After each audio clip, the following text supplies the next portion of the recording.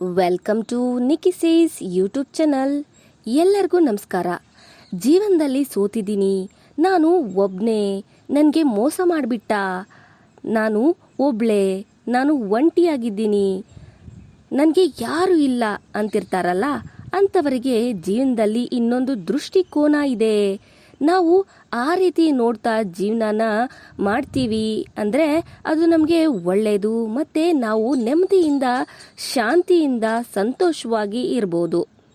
ನಾನು ಒಂಟಿ, ನನ್ನ ಕಂಡ್ರೆ ಯಾರಿಗೂ ಇಷ್ಟ ಇಲ್ಲ, ನನ್ನ ಹತ್ತಿರ ದುಡ್ಡಿಲ್ಲ, ಅದಕ್ಕೆ ನನ್ನ ಹತ್ರ ಯಾರೂ ಮಾತಾಡ್ಸಲ್ಲ, ನನ್ನ ಹತ್ರ ಯಾರೂ ಬರಲ್ಲ, ನನಗೆ ಒಂಟಿತನ ಕಾಡ್ತಿದೆ, ಅವಳು ನನ್ನ ಇಷ್ಟಪಡ್ತಿಲ್ಲ, ಸೆಲ್ಫ್ ಕ್ರಿಟಿಸಿಸಮ್ ಮಾಡ್ತಿರ್ತಾರಲ್ಲ, ಇಲ್ಲ ಬೇರೆಯವ್ರನ್ನ ಬ್ಲೇಮ್ ಮಾಡ್ತಿರ್ತಾರಲ್ವ, ಇಲ್ಲ ದುಃಖದಿಂದ ಮೂಲೆಯಲ್ಲಿ ಇರ್ತಾರಲ್ವ, ಇವರೆಲ್ಲರೂ ಈ ಇನ್ನೊಂದು ದೃಷ್ಟಿಕೋನದಿಂದ ಜೀವನ ನೋಡೋದಕ್ಕೆ ಶುರು ಮಾಡಬೇಕು.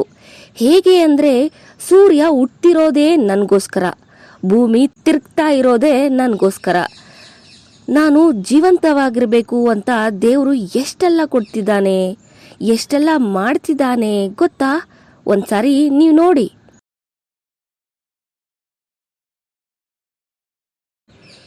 ಯಾವುದಾದ್ರೆ ಒಂದು ಸರಿಯಾಗಿ ವರ್ಕ್ ಆಗಿಲ್ಲ ಅಂದರೆ ಮನುಷ್ಯ ಜೀವಂತವಾಗಿರೋಕ್ಕಾಗತ್ತಾ? Definitely no. ನೀವು ಜೀವಂತವಾಗಿರಬೇಕು ಅಂತ ಯೂನಿವರ್ಸ್, ಗಾಡ್ ಎಲ್ಲರೂ ವರ್ಕ್ ಮಾಡ್ತಿದ್ದಾರೆ. ಅವರನ್ನು ನೀವು ಡೈರೆಕ್ಟಾಗಿ ನೋಡದೇ ಇರ್ಬೋದು, ಬಟ್ ಅವರ ಪ್ರೆಸೆನ್ಸ್ನ ಫೀಲ್ ಮಾಡ್ಕೊಳ್ಬೋದು. ಅದಕ್ಕೆ ಯಾವಾಗಲೂ ಕೃತಜ್ಞರಾಗಿರಬೇಕು. ದಿನನಿತ್ಯ ಜೀವನದಲ್ಲಿ ಎಕ್ಸಾಂಪಲ್ಸ್ ಕೊಡಬೇಕಂತಂದರೆ, ಬೆಳಗ್ಗೆ ಕೆಲವರಿಗೆ ಟೀ ಇಲ್ಲ ಕಾಫಿ ಕುಡಿಯೋ ಅಭ್ಯಾಸ ಇರುತ್ತೆ.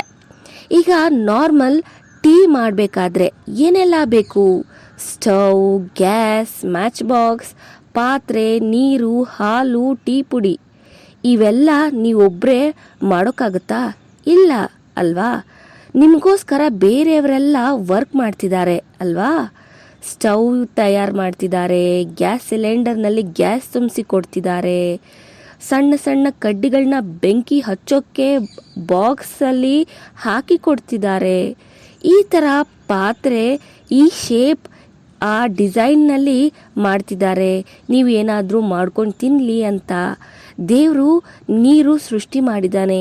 ಆ ನೀರು ನಿಮ್ಮ ಮನೆಯಲ್ಲಿ ಬರೋದಕ್ಕೆ ಪೈಪ್ಲೈನ್, ಇಡೋದಕ್ಕೆ ಬಿಂದಿಗೆ.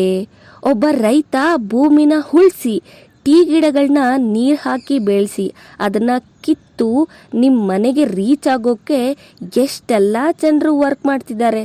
ನಿಮಗೆ ಒಳ್ಳೆಯದಾಗಲಿ, ನಾವು ಚೆನ್ನಾಗಿರಲಿ ಅಂತ ಬಯಸೋರು ನಮ್ಮ ಬಂಧು ಬಾಂಧವರೇ ಅಲ್ವಾ? ಅವರನ್ನು ನೋಡದೇ ಇರ್ಬೋದು, ಮೀಟ್ ಆಗದೇ ಇರ್ಬೋದು, ಮಾತಾಡಿಸದೇ ಇರ್ಬೋದು, ಬಟ್ ಅವರು ನಮ್ಮ ಒಳ್ಳೆಯದಕ್ಕೆ ಕೆಲಸ ಮಾಡ್ತಿದ್ದಾರೆ ಅಲ್ವಾ? ಸೊ ಟೀಗೆ ಇಷ್ಟೊಂದು ಜನ ವರ್ಕ್ ಮಾಡ್ತಿದ್ದಾರೆ ಅಂದರೆ ಇನ್ನು ಊಟ ಥಿಂಕ್ ಮಾಡಿ. ಅದಕ್ಕೆ ಊಟನ ಯಾವತ್ತೇ ಆಗಲಿ ವೇಸ್ಟ್ ಮಾಡಬಾರ್ದು, ಓಕೆನಾ? ನಿಮಗೆ ಎಂಟರ್ಟೈನ್ಮೆಂಟ್ಗೋಸ್ಕರ ಲಕ್ಷ ಲಕ್ಷ ಹಾಕಿ ಸಾಂಗ್ಸ್ ಮಾಡ್ತಿದ್ದಾರೆ, ಕೋಟಿ ಕೋಟಿ ದುಡ್ಡು ಸುರಿದು ಫಿಲಮ್ಸ್ ತೆಗಿತಿದ್ದಾರೆ. ಇದೊಂದು ಚಿಕ್ಕ ಎಕ್ಸಾಂಪಲ್ ಅಷ್ಟೇ. ಹೋಲ್ ಡೇ ನೀವು ಅಬ್ಸರ್ವ್ ಮಾಡಿ ನೋಡಿದರೆ ಸಾವಿರಾರು ಲಕ್ಷಾಂತರ ಜನರು ನಿಮಗೋಸ್ಕರ ವರ್ಕ್ ಮಾಡ್ತಿದ್ದಾರೆ ನೀವು ಜೀವಂತವಾಗಿರಲಿ ಅಂತ. ನೀವು ಹೇಗೆ ಒಂಟಿಯಾಗಿರ್ತೀರಾ ಹೇಳಿ? ಈ ದೃಷ್ಟಿಕೋನದಲ್ಲಿ ನಿಮ್ಮ ಜೀವನನ ನೋಡೋದಕ್ಕೆ ಶುರು ಮಾಡಿ. ನಿಮಗೆ ಒಳ್ಳೆಯದಾಗಲಿ. ನೀವು ಈ ರೀತಿ ಇನ್ನೊಂದು ದೃಷ್ಟಿಕೋನದಲ್ಲಿ ನೋಡಲಿ ಅಂತ ನಾನು ಈ ವಿಡಿಯೋ ಮಾಡ್ತಿದ್ದೀನಿ. ಅಂದರೆ ನಾನು ನಿಮ್ಮ ಬಂಧುನೇ ಅಲ್ವಾ? ಇನ್ಮೇಲೆ ನೀವೆಲ್ಲರೂ ನನ್ನ ಬಂಧು ಬಾಂಧವರೇ. Thank you for watching this video. ಎಲ್ಲರಿಗೂ ಒಳ್ಳೆಯದಾಗಲಿ, ನನ್ನ ಒಳ್ಳೆಯದಕ್ಕೆ ಬಯಸೋರಿಗೆ ಇನ್ನೂ ಒಳ್ಳೆಯದಾಗಲಿ. Thank you for watching this video and keep watching.